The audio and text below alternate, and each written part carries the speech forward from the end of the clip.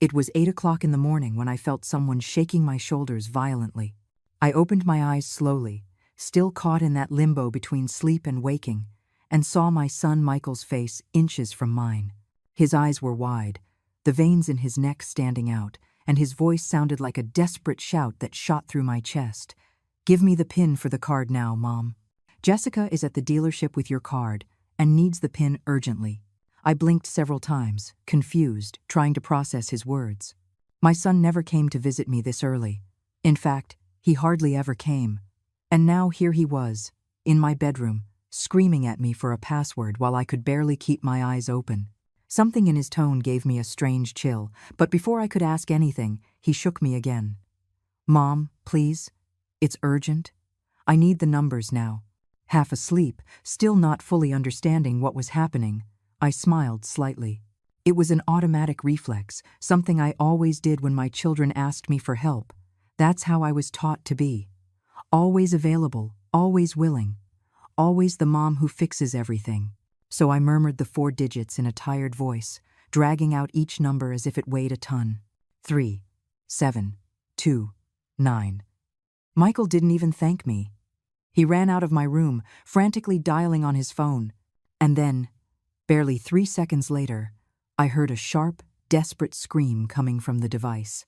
It was Jessica's voice, my daughter-in-law, shrieking something I couldn't make out. Then came the silence. A thick, heavy silence that left me trembling in my bed. I stayed there, motionless, feeling my heart pounding in my chest. Something wasn't right. Something terrible had just happened. And I, without knowing it, had just been a part of it. But to understand how I got to that moment, to that instant where my own son woke me up screaming, demanding something I didn't even comprehend, I need to take you back in time. I need to tell you what my life was like before that Wednesday morning that changed everything. My name is Helen. I am 74 years old, and I live alone in a small house in a quiet suburban neighborhood. It's a modest house, with 2 bedrooms, a yard I can't take care of like I used to, and walls that hold more than 40 years of memories. I raised my son Michael here. I lived here with my husband Robert until the day his heart stopped beating 3 years ago. Since then, this house feels too big and too quiet at the same time. My routine is simple. I get up at 7 o'clock, make coffee in the old coffee pot Robert gave me for our 20th anniversary, and I sit in the kitchen to watch the sunrise through the window. Afterwards, I do some light chores, watch my daytime TV shows, and in the afternoons, I go for a walk around the block if my knees allow it. I live on my Social Security checks and the savings Robert and I scrape together over a lifetime of honest work. It's not much, but it's enough. I've never been one for luxuries. I've never needed more than what I have. Or at least, that's what I thought. Michael is my only son. For years he was my pride, my reason for living. I raised him most of the time because Robert worked long hours to give us what we needed. I handled every homework assignment, every scraped knee, every nightmare. I was his mother and his best friend. When Robert died, I thought Michael would be closer to me. I thought we would support each other in our grief. But the exact opposite happened. He pulled away. The calls became more and more sporadic, the visits almost non-existent. And when he finally did show up, there was always a reason. He always needed something. At first, I didn't see it. Or maybe I didn't want to see it. Because when you're a mother, you have this terrible ability to justify everything your children do. He's busy, I told myself. He has his own life, his own world, and it was true. Michael had married Jessica 2 years ago, a 38-year-old woman who worked at an ad agency. I met her at the wedding, a small ceremony I was invited to almost as an obligation. I remember Jessica wore an elegant and expensive ivory-colored dress, too expensive for what I knew of Michael's salary. She had a perfect smile, but her eyes were cold. She shook my hand delicately, told me she was delighted to meet me, and then turned to talk to other guests. That was our entire interaction that day. Since then, every time I went to visit them, I felt like I was in the way. Jessica always had this assessing gaze, as if she were calculating how long I would stay or how much my presence was costing them. The first few months after the wedding were strange. Michael would call me once in a while, but the conversations were brief, awkward, as if he were in a hurry or distracted. I always ended those calls with a lump in my throat, wondering what I had done wrong, why my son seemed so distant. One day, I worked up the courage and went to visit him without calling first. I rang the doorbell of their condo, a modern place in an expensive part of town, and waited several minutes until Jessica opened the door. She was wearing yoga pants and a tank top, her hair pulled back in a high ponytail. She looked at me with surprise, though not the pleasant kind. It was more like annoyance. "Helen," she said with a forced smile, "we didn't know you were coming." "I wanted to surprise you," I replied, holding up a Tupperware of homemade cookies I had prepared that morning. "I thought we could have lunch together." Jessica looked at the container as if I were offering her something contaminated, but she finally stepped aside to let me pass. "Michael is working from home. He has an important conference call in 20 minutes. I walked into the condo and was stunned. Everything was white, minimalist, with furniture that looked like it came out of a design magazine. There was a huge flat-screen TV on the wall, a brand-new gaming console, and in the kitchen, gleaming stainless steel appliances that probably cost more than all the furniture in my house combined. I sat on the sofa, feeling out of place, while Jessica prepared tea with mechanical movements. She didn't offer me anything to eat. She didn't even open the container of cookies. When Michael came out of his home office, he greeted me with a quick kiss on the cheek. "Mom, what a surprise. Is everything okay?" "Yes, dear. I just wanted to see you." The three of us sat there in that uncomfortable silence that feels like a weight on your chest. I tried to make conversation, asking about their work, their plans, but every answer was short, listless. Jessica checked her phone constantly, and Michael seemed anxious to get back to his computer. I stayed for barely 40 minutes. When I said goodbye, neither of them offered to walk me to the elevator. That was the first time I felt that something was deeply broken between us. But the worst hadn't even begun. Everything changed one afternoon in October, 3 months after that awkward visit. Michael called me, and for the first time in a long time, he sounded genuinely interested in talking to me. "Mom, how are you? I miss you so much." My heart swelled with happiness. "I miss you too, dear. Is everything okay?" "Yeah, everything's perfect. Hey, Jessica and I were thinking about spending the weekend with you. It's been a long time since we spent time together." I couldn't believe what I was hearing. I immediately started planning everything. I cleaned the house from top to bottom, bought special food, and even baked the chocolate cake Michael loved as a kid. When they arrived that Saturday, they were full of good vibes. Jessica even hugged me, something she had never done before. We had dinner, we laughed, we watched a movie. For the first time in years, I felt like I had my family back. But on Sunday morning, as I was making breakfast, Michael came into the kitchen with a serious expression. "Mom, I need to talk to you about something important." I dried my hands on my apron and sat down at the table with him. "Of course, dear. Tell me." "Jessica and I are going through a tough spot financially. I had some unexpected expenses at work, and she had to change agencies, so her salary went down temporarily. We need a small loan, just $1,500. We'll pay you back next month, guaranteed." I felt a pit in my stomach. It wasn't the amount that bothered me. It was the way. This whole weekend had been a setup. They came because they needed money, not because they missed me. But I looked into my son's eyes, those eyes I had watched grow up, that I had comforted 1,000 times, and I couldn't say no. "All right, Michael, I'll lend it to you." I went to the bank on Monday and withdrew the money. I gave it to him in cash, and he promised me that in 30 days I would have it back. 30 days passed, then 60, then 3 months. They never paid me back a single cent. And when I asked him about it on the phone, Michael got uncomfortable. "Mom, other expenses came up. Just give me a little more time."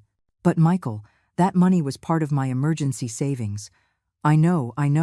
I promise I'll pay you back soon. Please, don't pressure me." And that's how I learned I would never see that money again. But that was only the beginning. 2 months later, they called again. This time they needed $800 to repair Jessica's car.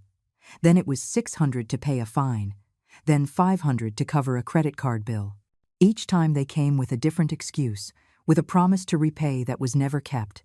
And every time I hesitated, Michael used the exact words he knew would disarm me. "Mom, you're the only person I can trust. You're the only one who's always been there for me." And I gave in. I always gave in. Because that's what mothers do, right? Sacrifice until they're empty. But there was something else that hurt me even more than the money. It was the way they treated me. When they needed something, they showed up with smiles and hugs. But as soon as they got what they wanted, they disappeared. They didn't call to see how I was. They didn't come to visit just for the pleasure of seeing me. I had become an emotional ATM, and the worst part of all is that I knew it. I knew it, and I still couldn't stop it. Because I was afraid of losing my son for good, afraid of being left completely alone in this silent house with no one to call me mom. One evening, while making dinner just for myself, I saw my reflection in the window pane. I saw an old, hunched-over woman with a tired face and sad eyes. And I wondered at what point I had stopped mattering. At what point my life had been reduced to waiting for calls that only came when they needed money. That night I cried silently, lying in my bed, hugging Robert's pillow. If he were alive, none of this would be happening. He would have set boundaries. He would have protected our savings. He would have protected me. But Robert was gone, and I was alone, navigating turbulent waters without knowing how to ask for help, without knowing if anyone would come to rescue me if I did. The following months were more of the same. Michael and Jessica kept asking, and I kept giving. Until one day, something inside me began to crack. It was during one of those surprise visits they made when they needed money urgently. They arrived on a Tuesday afternoon, unannounced, and found the door unlocked because I was in the yard trying to prune some bushes. Jessica walked in first, with that smile that no longer fooled me. "Helen, you look so lovely today." I didn't respond right away. I just watched her as she sat on my sofa as if she owned the place, crossing her legs with calculated elegance. Michael came in behind her, and I could see that expression on his face that I already knew all too well. The expression of someone who's about to ask for something. "Mom, we need to talk to you," Michael said, sitting next to me and taking my hand. His touch felt mechanical, rehearsed. The air conditioning in the condo broke, and the technician says it needs a complete replacement. It's $2,200. It's unbearable over there, Mom. Jessica can't even sleep well. I looked at Jessica, who nodded dramatically, fanning herself with her hand as if she were suffering from heat stroke right at that moment. "It's horrible, Helen. We almost passed out last night." Something inside me stirred uncomfortably. $2,200. That amount represented almost 3 months of my Social Security checks, and they were asking for it as if it were the most natural thing in the world. "Michael, I don't have that much money available right now. I've already lent you so much these past few months. And—" "Mom," Michael interrupted me, squeezing my hand harder. "You have savings. Dad and you saved for years. I know you have that money put away." I felt a chill run down my spine. How did he know exactly how much money I had? I had never given him specific details about my savings. "Michael, that money is for emergencies, for medical expenses, for—" "And what is this? We're your family. If you don't help us, who will?" Jessica leaned forward with that calculating look that unsettled me so much. "Helen, think about it. You live alone in this house. You don't have big expenses. We're young. We're building our future. Your money is better invested in us than sitting in a bank losing value." I was speechless. Did she just say my money was better off with them than with me? Indignation bubbled in my chest, but as always, guilt arrived faster. Maybe they were right. Maybe I was being selfish for wanting to keep that money when my son needed it. "Give me a few days to think about it," I finally murmured. Michael's expression changed immediately. He stood up, dropping my hand abruptly. "Think? You need to think about helping your own son?" "That's not it, Michael. It's just that. Forget it, Mom. I get it. When Dad was alive, he always supported us. But now that he's gone, you've become selfish." Those words cut through me like knives. Michael knew exactly where to strike to hurt me the most. Jessica stood up too, adjusting her blouse with an obvious gesture of annoyance. "Let's go, Michael. Your mother has made it clear that her money is more important than our well-being." They left my house without saying goodbye. I watched them walk away from the window, get into their new car, that shiny car I didn't understand how they could afford if they were supposedly in a financial crisis. I stood there, trembling, feeling the tears begin to roll down my cheeks. I couldn't sleep that night. Michael's words echoed in my head over and over. You've become selfish. Was I selfish? Was it wrong to want to keep the money Robert and I had earned with so much effort? I spent hours staring at the ceiling, debating with myself, until finally, at 4 o'clock in the morning, I made a decision. The next day, I went to the bank and withdrew the $2,200. I sent Michael a text telling him to come pick it up. He came alone that time, without Jessica. When I handed him the envelope with the money, he smiled and gave me a quick hug. Thanks, Mom.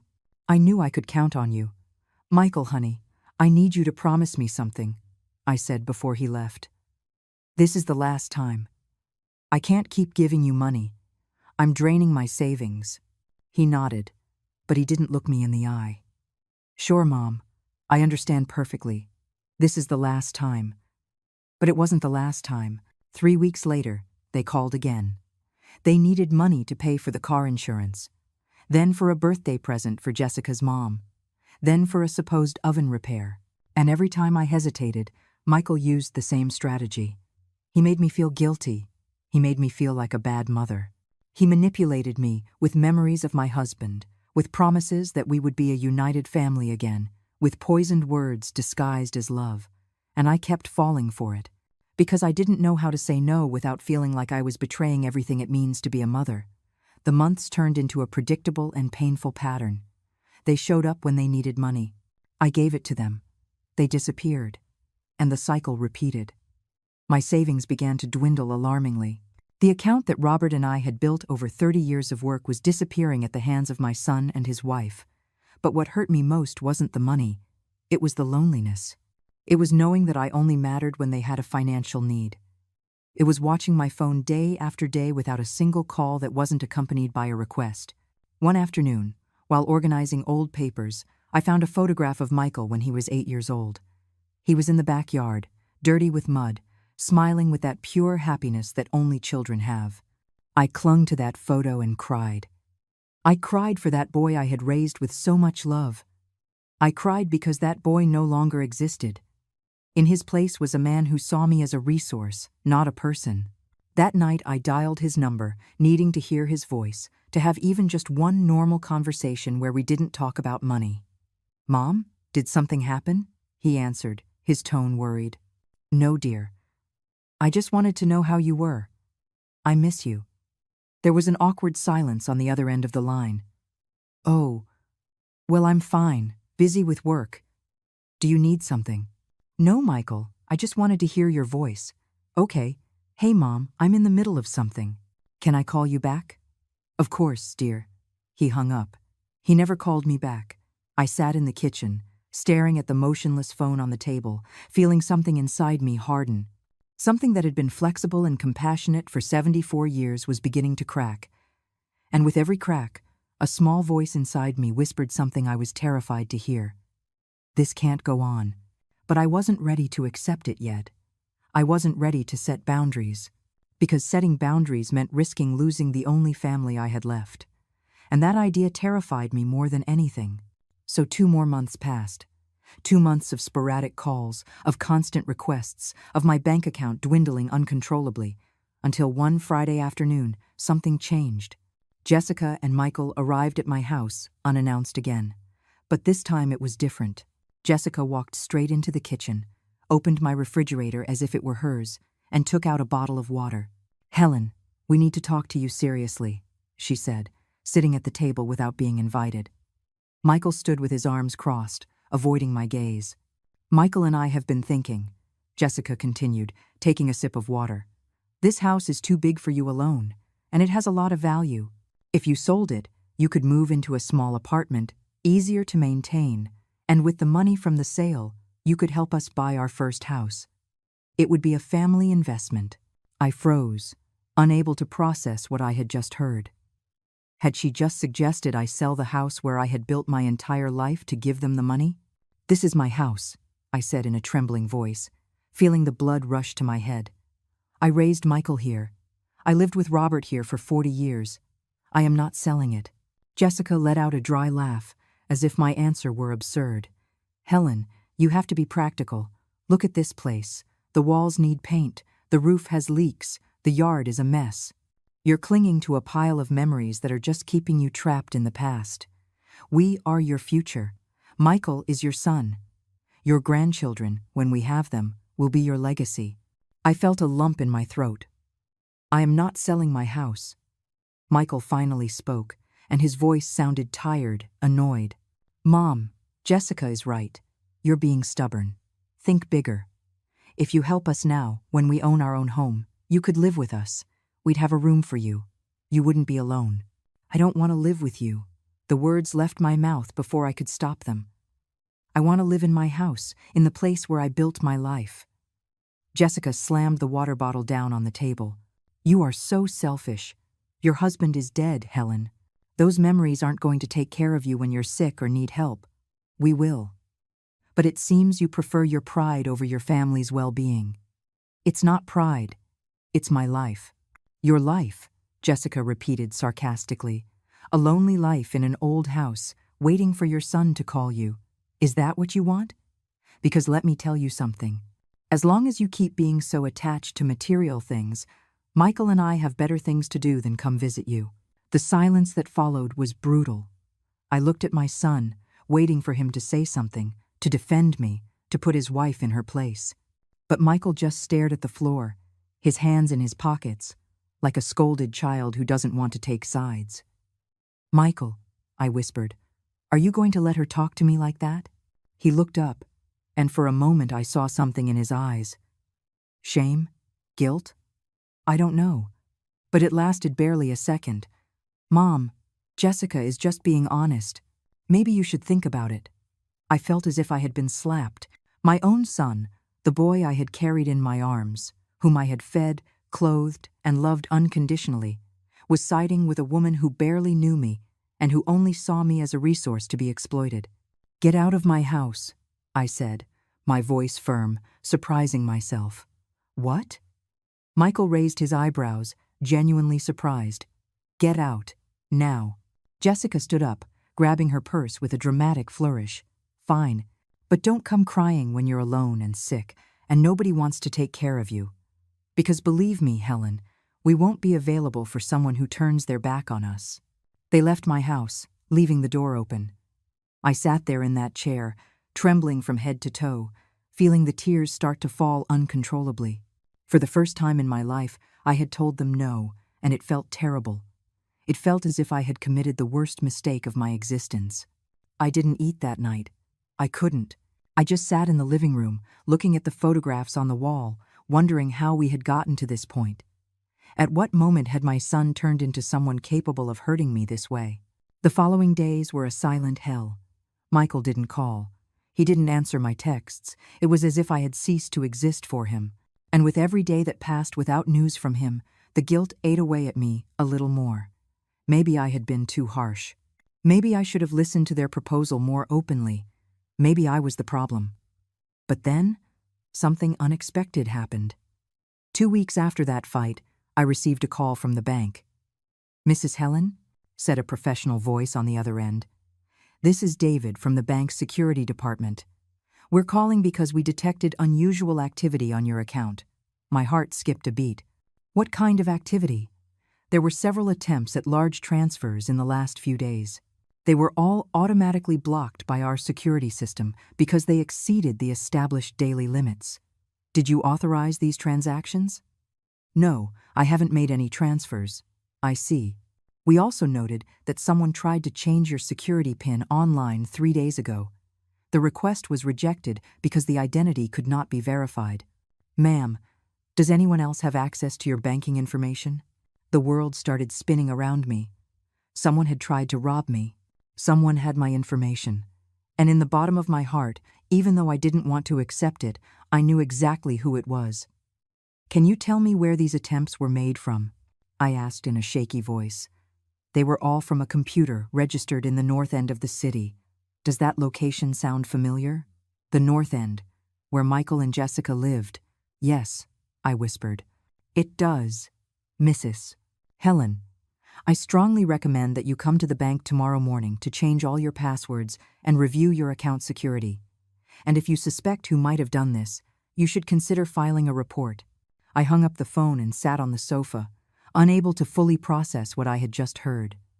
My son had tried to rob me, or at least, someone in his house had. The pieces started to fit together in my mind like a grim puzzle. The sudden visits, the questions about my finances, Jessica's insistence that I sell the house. It had all been part of a plan to take everything Robert and I had built. That night, for the first time in months, I didn't cry. Instead, I felt something different growing inside me, something cold and hard. It was rage, pure, justified rage. The next morning, I went to the bank. David, a man in his 50s with a serious expression, met me in his office and showed me all the details of the attempted fraud. They tried to transfer $23,000 in 3 separate transactions, he explained, showing me his computer screen. Fortunately, our system detected it was unusual and blocked everything. But, ma'am, whoever did this had your account number, your date of birth, and your address. This person knows you well. I know, I said flatly. It's my son. David showed no surprise. He had probably seen similar cases before. I understand. Do you wish to press charges? Not yet. I want to talk to him first. Very well. But I suggest we change all your passwords right now and consider blocking any access that isn't in person. I'm also going to activate alerts on your phone for any movement in your account. We spent the next hour setting up new security measures. When I left the bank, I felt different, stronger, more aware, and absolutely determined not to let them steal what was mine. But I still didn't know how far they were willing to go. I still didn't know that the worst was yet to come. That afternoon, while I was making dinner, I heard the doorbell. I opened the door and found Michael standing there, alone, with an expression that was trying to look casual but wasn't fooling anyone. Hi, Mom. Can we talk? I let him in, although every fiber of my being was screaming at me to throw him out. We sat in the living room, and the silence between us was as thick as fog. I know you were at the bank today, he finally said. A chill ran down my spine. How did you know that? Are you spying on me, Michael? No, Mom. It's just that. Look, the bank manager is an acquaintance of a friend of mine. He mentioned you had come in to change all your passwords over a security issue. A lie. It was all a lie. But I decided to play along. Yes, there were attempted fraudulent charges on my account. Michael nodded, trying to look concerned. That's terrible. Do you know who it could have been? I looked him directly in the eye. I have my suspicions. Michael held my gaze for just a second before looking away toward the window. That gesture betrayed him more than any confession. Mom, I came to apologize, he said in a soft, almost childlike voice. I know Jessica and I went too far last time. We shouldn't have pressured you about selling the house. It was insensitive of us. I wanted to believe him. God knows how much I wanted to believe that my son felt genuine remorse. But after the call from the bank, after finding out about the attempted theft, I could no longer be the naive mother who justified everything. Why did you try to access my bank account, Michael? The question landed like a bomb between us. I saw his face turn pale, his hands clench into fists on his knees. I don't know what you're talking about. The bank called me. Someone tried to transfer $23,000 from my account. They tried to change my PIN, and it all came from a computer in your area. From your house, Michael. Mom, that's ridiculous. You're accusing me of trying to steal from you? His indignation seemed so real that for a moment I doubted myself. But then I remembered David's words, the logs, the dates. It all coincided with the visits they had made to my house, with the seemingly innocent questions about my accounts. I'm not accusing you.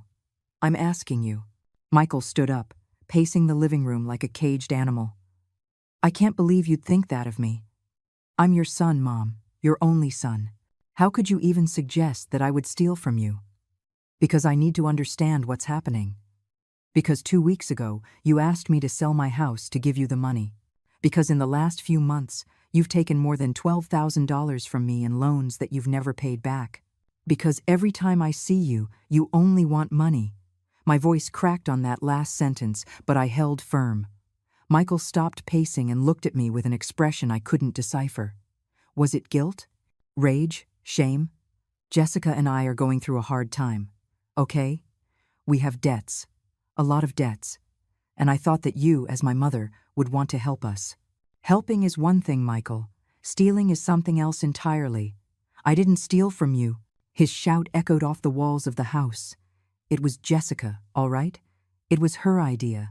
She said you didn't need that much money, that you were just letting it rot in the bank while we were drowning in debt. She accessed your account using your information. I didn't want to, Mom, I swear. The silence that followed was devastating. He had just admitted it. He had just confirmed that my own family had tried to rob me. And the worst part was that he was blaming his wife, as if he hadn't been a part of it. So you knew, I said, my voice barely audible. You knew what Jessica was doing, and you didn't tell me. You didn't warn me. You didn't stop her. Mom, No, let me finish. I stood up, feeling the adrenaline course through my body. You knew, and you let it happen. That makes you just as guilty as she is. Worse, even. Because I am your mother. I gave you life. I raised you. I loved you more than anything in this world, and you repaid me with betrayal. Michael held his hands out to me, tears in his eyes. Mom, please, forgive me. It was a mistake. We were desperate. Jessica's pregnant. Those words should have filled me with joy. I was going to be a grandmother. But in that moment, I only felt emptiness. And you plan to use my stolen money to raise that baby? It's not like that. We just needed a little help to get stable before the baby comes. We were going to pay it all back, I swear. Enough, Michael. I walked to the door and opened it. I want you to leave. Mom, you can't be serious. Leave. Now. He looked at me with a mixture of disbelief and anger. If I leave now, I'm not coming back. Is that what you want? To lose your only son? Your grandchild, who hasn't even been born? Those words were designed to destroy me, to make me give in as I had so many times before. But something inside me had changed irreversibly. If having you in my life means I have to let you rob me, humiliate me, and use me, then yes, I'd rather lose you. Michael stormed out of my house, slamming the door so hard it rattled the walls. And I stood there, in the living room, feeling my legs shake, but refusing to fall. I had set a boundary. I had finally said enough. And it hurt more than I ever imagined. The next few days were the hardest of my life. I didn't get any calls from Michael. No texts, nothing. It was as if I had died to him. I kept getting up every morning, making my coffee, watching the sunrise. But everything felt empty, hollow. I found myself checking my phone constantly, hoping his name would appear on the screen. But it never did. 2 weeks after the confrontation, I received a text message from a number I didn't recognize. It was Jessica. Helen, we need to talk. It's important. It's about your grandchild. My heart leaped. Had something happened to the baby? Despite everything that had happened, the idea of something bad happening to that innocent creature devastated me. I replied asking what was wrong, but she just told me to come to their condo the next day at 3 o'clock in the afternoon. I didn't sleep that night. I tossed and turned, imagining all kinds of terrible scenarios. When the time came, I got dressed with trembling hands and took a taxi to their building. Jessica opened the door with a smile that didn't reach her eyes. She was wearing a mint green dress that accentuated her barely there baby bump. Come in, Helen. Thanks for coming. I entered the condo and noticed Michael wasn't there. Where's my son? He had to go to work. But it's fine. He knows you're here. We sat in the living room, and Jessica poured me a glass of water I didn't ask for. Look, Helen, I'm going to be straight with you because we don't have time for games. Michael and I are in a very complicated situation. The debts we have are much worse than what he told you. We owe $87,000 between credit cards, personal loans, and some investments that went bad. I was frozen. $87,000. Yes. And the creditors are starting to put on the pressure. If we don't pay soon, we're going to lose everything. The condo, the car, everything. And with a baby on the way, We can't let that happen. And what does that have to do with me? Jessica leaned forward, with that calculating look I knew so well. You have the solution. Your house is easily worth $200,000, probably more. If you sell it and give us half, we could pay off our debts and have something to start over. You'd keep the other half, more than enough to buy a small apartment and live comfortably. I couldn't believe what I was hearing. After everything that had happened, after trying to rob me, they still had the nerve to ask me to sell my house. I am not selling my house, Jessica. Then you're going to lose your son and your grandchild forever. Her tone was cold, threatening. Michael told me to tell you this. If you don't help us, he's going to cut off all contact with you. You won't meet your grandchild. You won't be part of his life. You will die alone in that house, surrounded by memories of people who are gone. I felt as if I'd been punched in the stomach. But this time, instead of folding, something inside me hardened even more. Michael asked you to tell me that. Those were his exact words. I stood up, grabbing my purse with steady hands. Then tell my son that if those are his conditions, I accept losing him. Because I am not selling the house where I built my life to pay for the debts you created out of your own irresponsibility. Jessica stood up too, and for the first time I saw genuine rage in her face. You are a selfish, bitter old woman. Michael deserves better than a mother like you, and I deserved better than a son like him. I walked out of that condo with my head held high, even though I was falling apart inside. But there was something Jessica and Michael didn't know. Something that was about to change everything. That same afternoon, after leaving Jessica's condo, I went straight to the bank. David greeted me with his usual professionalism, though I could see concern in his eyes when he saw my expression, Mrs. Helen. Did something else happen? I need to protect my money, I said without preamble. I need to make sure that no one, absolutely no one, can access my accounts except me. David nodded and led me to his private office. For the next hour, we implemented additional security measures. I changed all my passwords again. I set up two-factor authentication. I blocked any online transaction over $500 without in-person verification. And most importantly, I added an alert note to my file that required identity verification with a security question only I knew before authorizing any major movement. I also want to open a new account, I told David. An account where I can transfer the majority of my savings. An account that isn't linked to any of my current cards. I can do that, David confirmed. But ma'am, can I ask you a personal question? I nodded. Does your son know exactly how much money you have? The question made me pause. I think he has a rough idea, but not the exact numbers. Good. Then I suggest we keep this new account completely confidential. It won't even appear on your regular bank statements. You'll have to come to the bank for any inquiries or movements related to it. It was perfect. Exactly what I needed. When I left the bank that afternoon, I felt different. More prepared. More in control. But I knew this wasn't over. I knew Michael and I knew Jessica. They wouldn't give up so easily.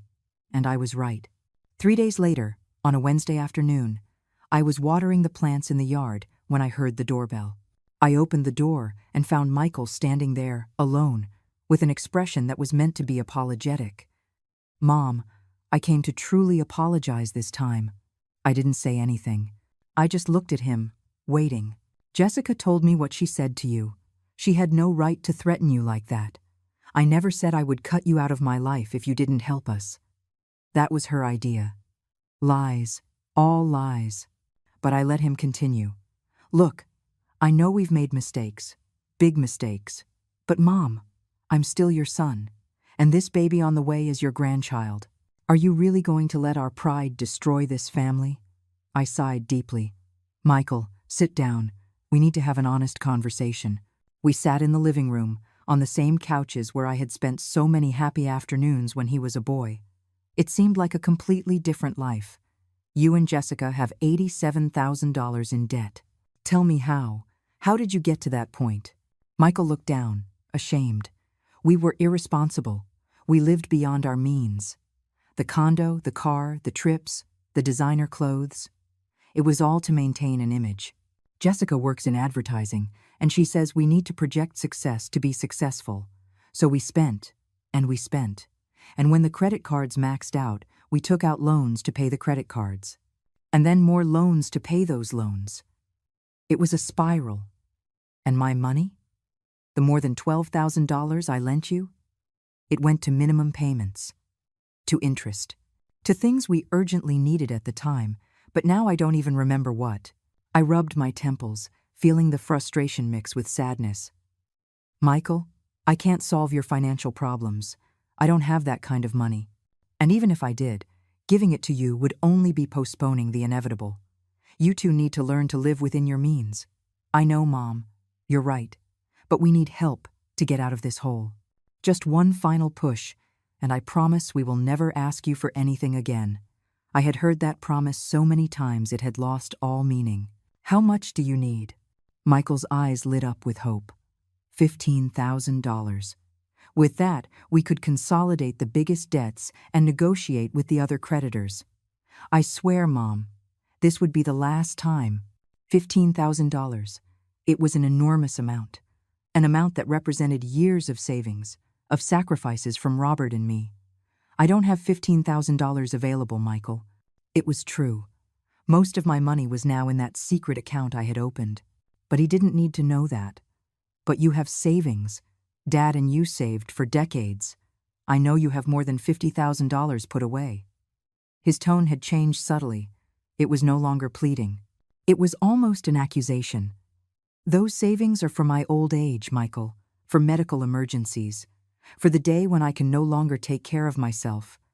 Mom, we are your family. When you're old and need care, we will be there for you. But only if you are there for us now. There it was again. The manipulation disguised as logic. The emotional blackmail wrapped in words of family love.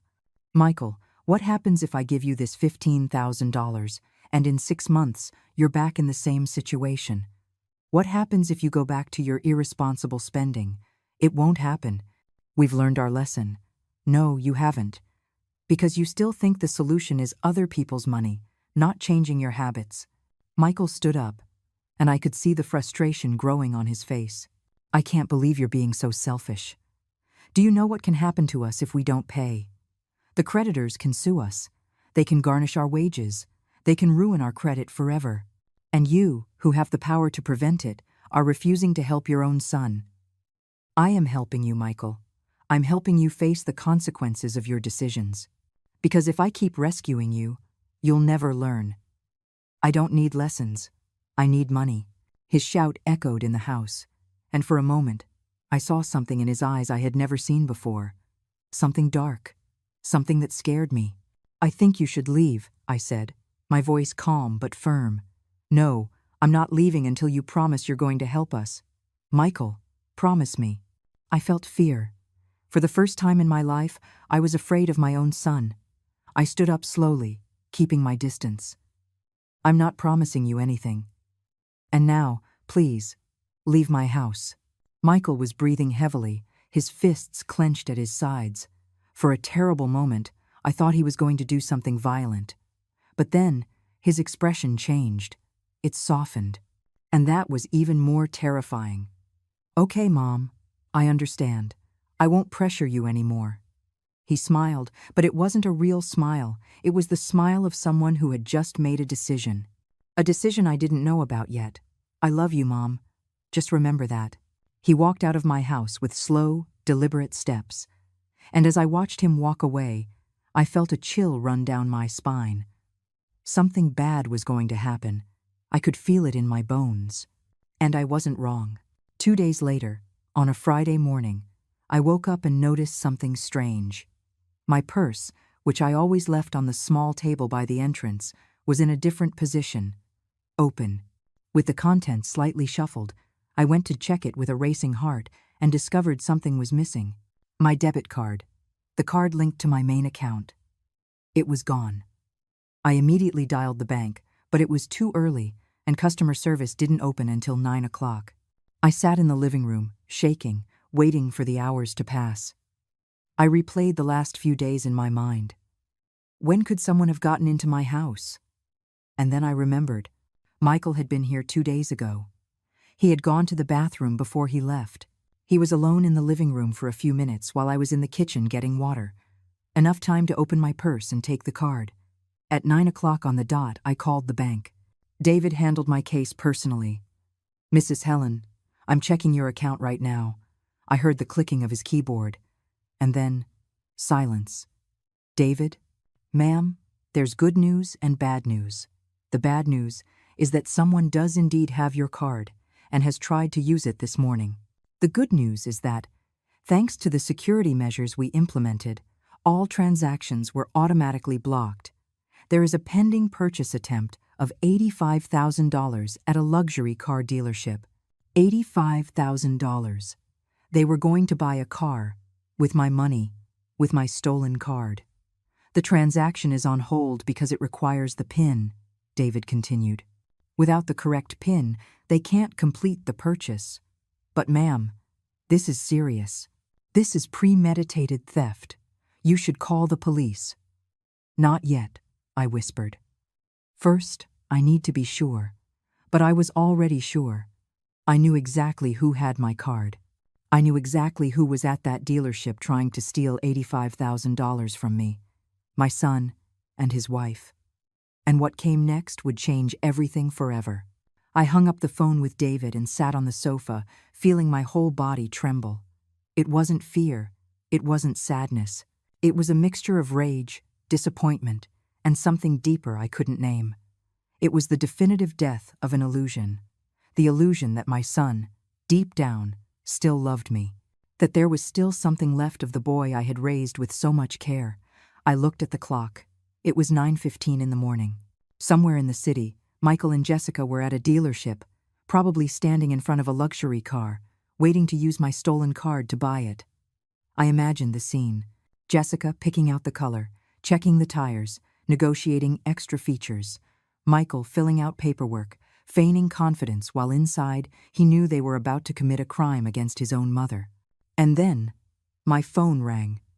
It was an unknown number. I answered with trembling hands. "Mom." It was Michael. His voice was tense, careful. "Yes, Mom, I need you to do me an urgent favor. It's important." "What kind of favor?" There was a pause. I heard voices in the background, the murmur of people in an enclosed space. "A dealership. I need the PIN for your card, the one with the gold chip. My main card, the one they had stolen from my purse."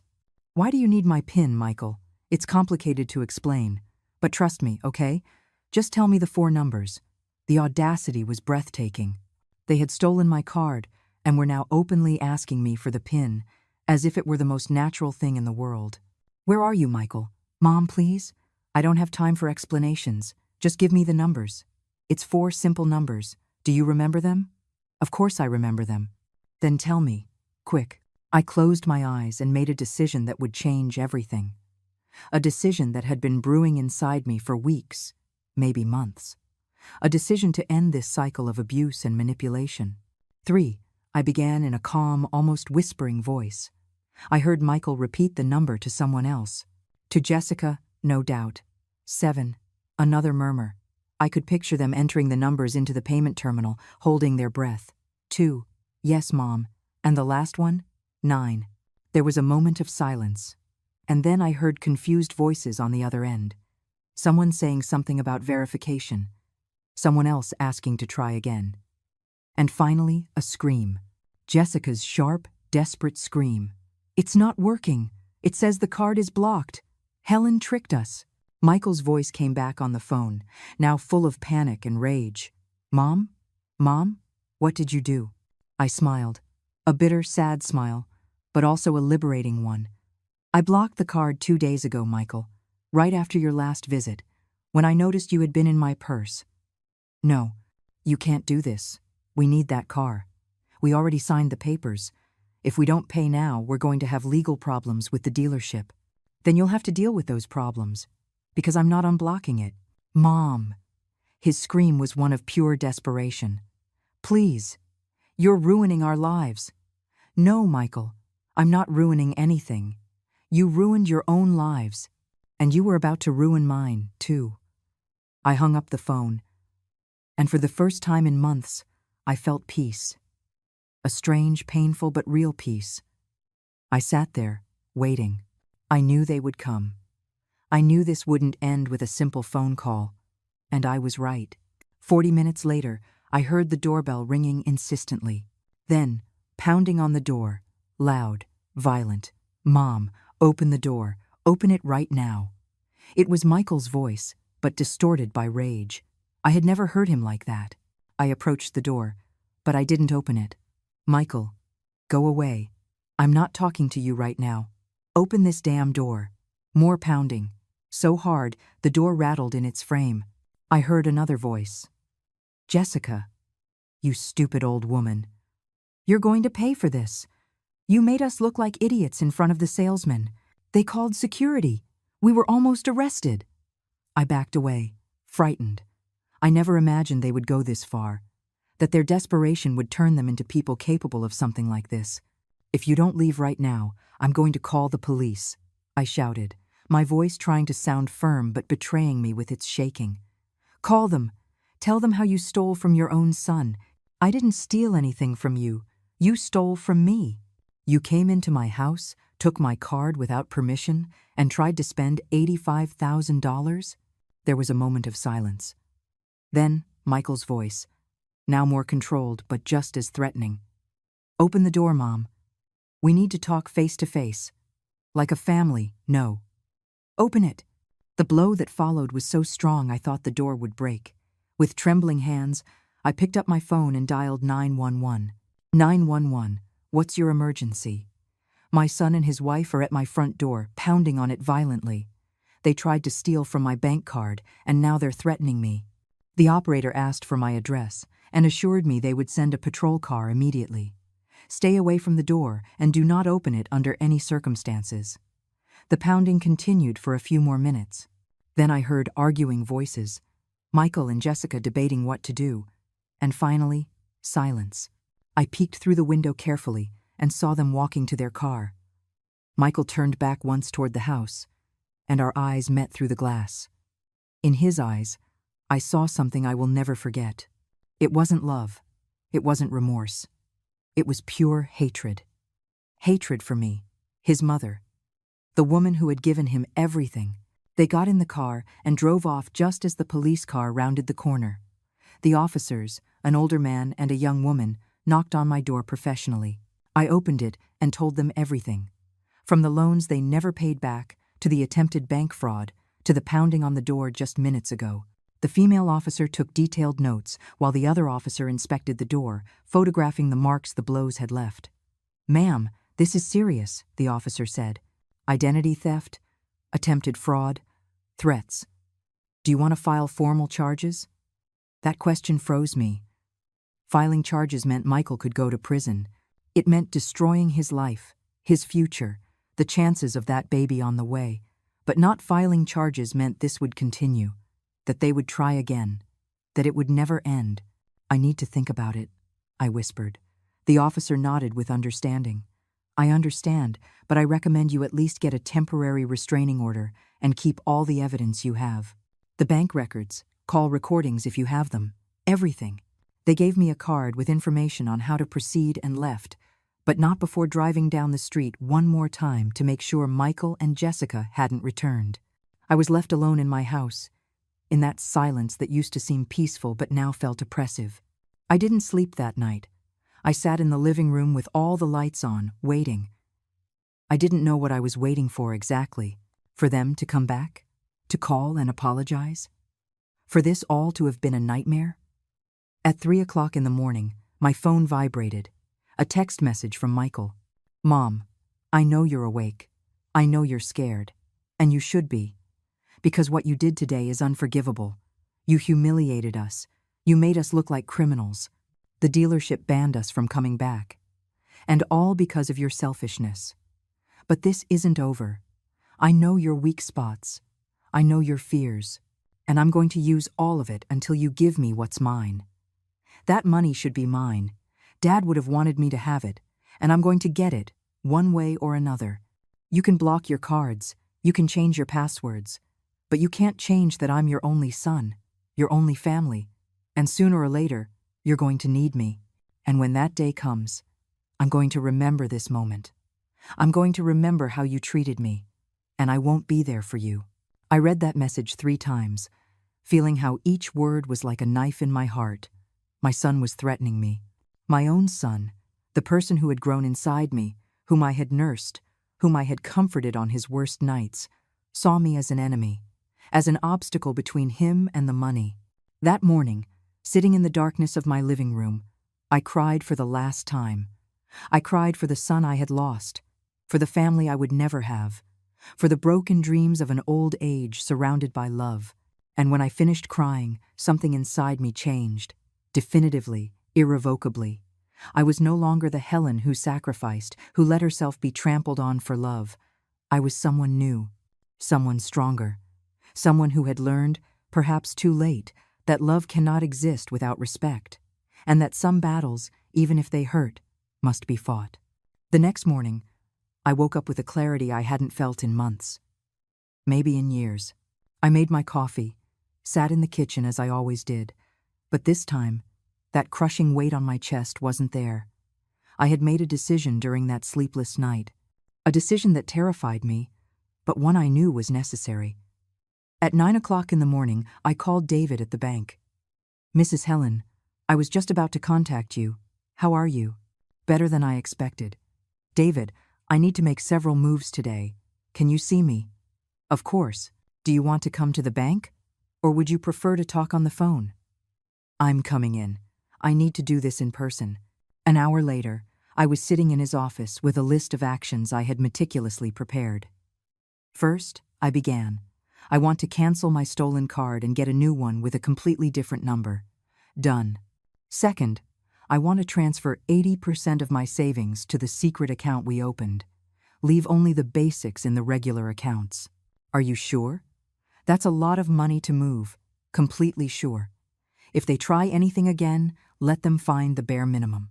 David nodded, understanding the situation without needing more explanations. Third, I continued, feeling my voice grow firmer. I want to make my will, officially, here at the bank. David raised his eyebrows. "Ma'am, for that, you should see a lawyer. We can help you with beneficiary accounts, but a full will. Can you recommend one?" "Yes. I know an excellent attorney who specializes in family and estate law. Her name is Catherine Pierce. Would you like me to get you an appointment? Today, if possible?" David made a few calls while I waited. I looked out his office window, watching people pass by on the street, each with their own lives, their own dramas. And I wondered how many of them were going through something similar. How many families were destroyed over money? How many children saw their parents as resources instead of human beings? "You're in luck," David said, hanging up the phone. "Attorney Pierce can see you today at 3 o'clock in the afternoon. I'll send you the address." Perfect. We spent the next hour executing all the security measures. When I left the bank, I felt like I had put on an invisible armor. I was no longer unprotected. I was no longer vulnerable. Attorney Catherine Pierce's office was in a modern downtown building. She was a woman in her 50s, with short gray hair and intelligent eyes that seemed to read me in seconds. "Mrs. Helen, David briefly told me your situation. I'm very sorry for what you're going through. Thank you. I understand you want to make a will. Are you clear on how you wish to distribute your assets?" "Very clear. I want to leave everything to charitable organizations, specifically an animal shelter and a foundation that helps elderly people in vulnerable situations." Catherine showed no surprise. She had likely seen similar cases. "And your son? You don't wish to leave him anything?" "Nothing, and I want that to be explicitly stated in the document. Not as an oversight, but as a conscious decision." "I understand.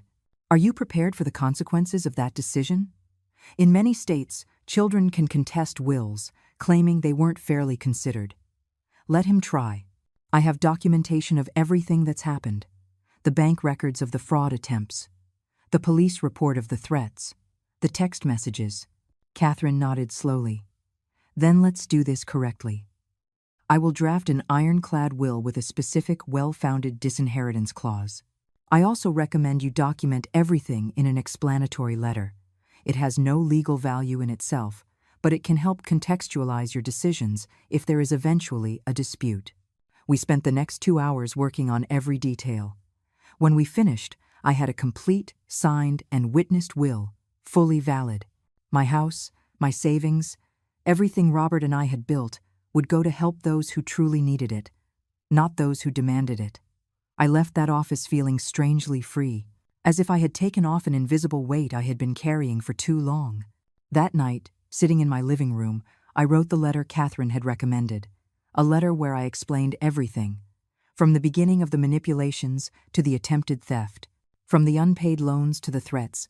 I wrote for 3 hours, letting out all the pain, all the disappointment, all the accumulated rage. And at the end, I added something I hadn't planned. Michael, if you are reading this, it's because I am no longer in this world, and I want you to know something important. I loved you.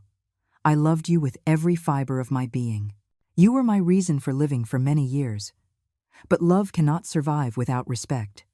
And you lost respect for me the day you decided my worth was in my bank account and not in my heart. I am not punishing you with this will. I am freeing you from the obligation to pretend you care about me, freeing you from having to visit me out of self-interest. And I am freeing myself from expecting something from you that you clearly cannot or will not give. The money you wanted so badly will go to do good in the world, to feed abandoned animals, to care for forgotten seniors, to create something positive from the pain you left in my life. And I sincerely hope, that one day you understand that a person's true value was never in what they could give you, but in who they were. Your father would be devastated to see who you've become. But I, finally, am at peace. Mom. I put the letter in a sealed envelope with instructions for it to be delivered to Michael, along with the will when I died. The following days were strangely quiet. I received no calls from Michael or Jessica. It was as if they had disappeared from my life. And although part of me grieved for that, a larger part was grateful for the silence. One afternoon, while watering the plants in the yard, my neighbor Ruth came over to the fence dividing our properties. Helen, are you all right? I saw police here a few days ago. Ruth was a sweet woman in her 60s who had lived alone since her husband died. We had shared coffee a few times, but we had never been truly close. I'm fine, Ruth. Just some family problems. I saw your son yelling at the door. He looked very upset. Yes, well, things are complicated. Ruth looked at me with those understanding eyes that only someone who has lived can have. My son also asked me for money for years. When I finally told him no, he stopped speaking to me. That was 5 years ago. I haven't heard from him since. And how did you cope with that? At first, it was awful. I cried for months. But then I realized something. I'd rather be alone than in bad company. I prefer honest silence over false words. And I learned to build a life that didn't depend on waiting for someone else to value me. Her words resonated deeply with me. You don't regret it? Telling him no? Never. I regret not doing it sooner, letting myself be manipulated for so long. But the day I set boundaries was the day I became the owner of my own life again. That conversation was like a balm. Knowing I wasn't alone in this, that other women had gone through the same thing and survived, gave me renewed strength. The days turned into weeks. I established new routines. I started going to a book club at the local library. I signed up for a beginner's painting class. I began to rebuild a life that didn't revolve around waiting for calls from my son. And slowly, very slowly, I began to heal. But I knew this wasn't over. I knew Michael well enough to know he wouldn't give up so easily. And I was right. A month after the dealership incident, a certified letter arrived at my house. It was from a lawyer. Michael was suing me. The lawsuit alleged that I had committed reverse parental alienation and that I was illegally withholding funds that rightfully belonged to him as the sole heir. They were petitioning for a judge to order the disclosure of all my financial assets and to establish a mandatory trust where I would deposit a monthly amount for his family's maintenance. It was absurd. It was offensive. But it was real. I immediately called Catherine. Don't worry, she said calmly after reviewing the documents. This lawsuit has no legal standing. You are alive, you are competent, and you have the absolute right to manage your money as you see fit. Your son has no legal claim to your assets while you are alive. We are going to respond to this and request it be dismissed. And if it's not dismissed, then we'll go to trial. And believe me, we have all the documentation needed to win. The bank records, the police report, everything. Your son is digging his own legal grave. Despite her reassuring words, I was devastated. Not by the lawsuit itself, but by what it represented. My son truly saw me as an obstacle to be eliminated, as something to be conquered. There was no longer even a pretense of family love. It was open war. The legal process lasted 3 months. 3 months of hearings, of depositions, of having to relive every painful moment in front of strangers. 3 months of seeing my son sitting on the other side of the courtroom, avoiding my gaze, while his lawyer tried to paint me as a senile old woman who didn't know how to manage her money. But Catherine was relentless. She presented every bank record, every threatening message, every document that proved the pattern of abuse and manipulation. The judge, a man in his 60s with a serious expression, listened to everything attentively, and when it came time for his verdict, his voice was clear and firm. I have reviewed all the evidence presented, and I must say, I have rarely seen such a clear case of familial financial manipulation. Mrs. Helen is a competent woman, in full command of her mental faculties, and has the absolute right to manage her assets as she deems appropriate. Mr. Michael has no legal right to his mother's assets while she is alive. This lawsuit is dismissed in its entirety. Furthermore, I am ordering the plaintiff to pay the defendant's legal costs. Michael shot to his feet, his face red with rage. This is unfair. She's my mother.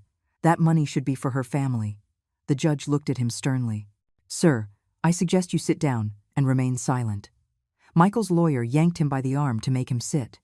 But before he did, Michael looked directly at me. And in those eyes, I saw the end of everything. The end of any possibility of reconciliation. And strangely, I was at peace with that. I left the courthouse with Catherine at my side. We did it, Helen. We won. Thank you, Catherine, for everything. What will you do now? I thought about that question. What was I going to do? For the first time in years, I had total control over my life. I'm going to live, I finally answered. I'm just going to live. And that's exactly what I did. I sold some things I no longer needed and used the money to remodel parts of the house. I painted the walls cheerful colors. I fixed up the garden. I bought new furniture that made me happy. I signed up for more classes. Painting, ceramics, even yoga for seniors. I met other women in similar situations, and we formed an informal support group. We met every Tuesday at the neighborhood cafe to share stories and strength. Ruth became a true friend. We had dinner together twice a week, watched movies, and sometimes just sat in silence in my garden. One day, 6 months after the trial, Ruth said something to me I'll never forget. You know, Helen, when I first met you, I thought you were a sad woman trapped in her past.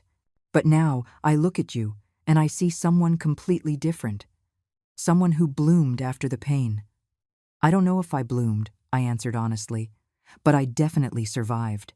That's more than many can say. She was right, I had survived. And not only that, I had learned to live again. I didn't hear from Michael again for months. Until one day, almost a year after the dealership incident, an envelope arrived at my house. It wasn't certified. It had no return address. Just my name, handwritten on the front. I opened it with trembling hands and found a photograph inside. It was an ultrasound. And on the back, written in Michael's handwriting, were just 3 words. Your grandson, James. I looked at that image for a long time. A baby, my grandson. A new life I would never know. Part of me broke in that moment.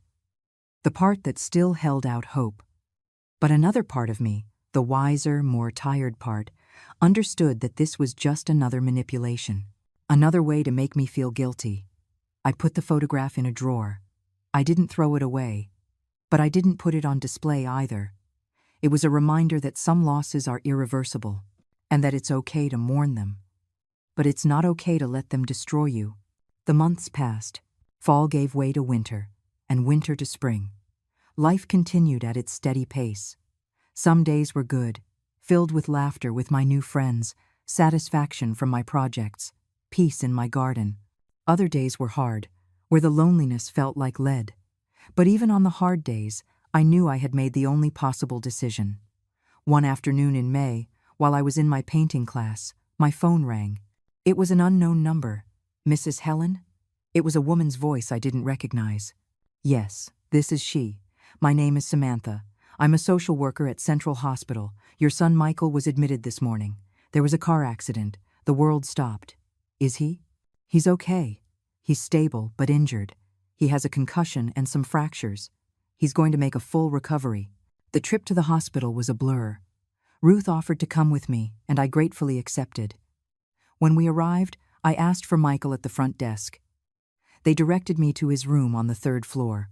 I rode the elevator up, my heart pounding so loudly I thought everyone could hear it. When I got to the room, the door was slightly ajar. I pushed it open gently and saw Michael in the bed, with bandages on his head and his arm in a cast.